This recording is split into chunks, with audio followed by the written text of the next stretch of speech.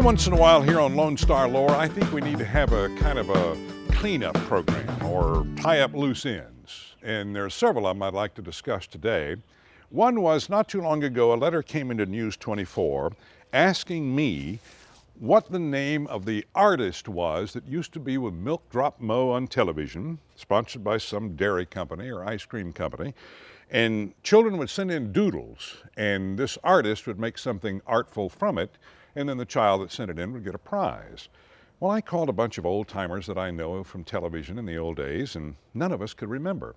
But as soon as I did the program, and I've said this before, amongst all of us, we know nearly everything. All I have to do is ask a question, and you'll probably come up with the answer. Well, Glenn Lucky wrote a letter to News 24, and he said, I know the name of the fellow. It was Big Jim Hester. And sure enough, that's who it was. And the reason he remembers is that back in those old days when he was a kid, he sent in one of those doodles. And Big Jim Hester made an artful picture from it. And because of that, Glenn Lucky got a prize. And the prize was a coupon for a pint of Sun-Up ice cream with a picture of Big Jim Hester on it.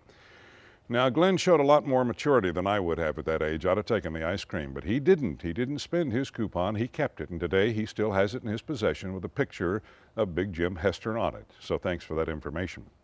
Did another story, several stories on Robertson County, namely Wheelock and an old Spanish fort that wasn't too far from there. And in one of the stories I mentioned, I worked for a filling station, today called service stations, I think, in Franklin, Texas. And Beverly Hudson called up or wrote a letter to News 24 and wanted to know where this station was, that her parents had lived in that area for a number of years, and how old am I?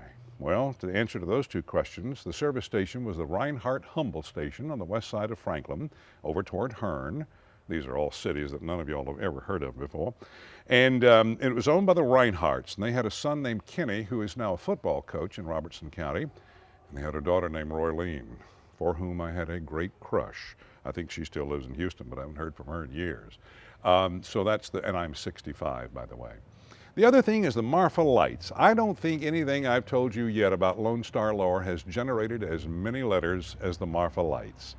And I finally cleaned that one up a while back by saying that the Institute for Scientific Thinking and several other people have concluded that the Marfa Lights come from highway lights, car lights, and some other highway.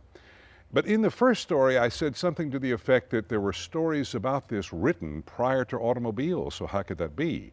Well, the Institute for Scientific Thinking assures me that all those reports prior to automobiles were hoaxes. But you know me, I'll cling to a mystery, so, maybe no. And that's some more Lone Star Lore.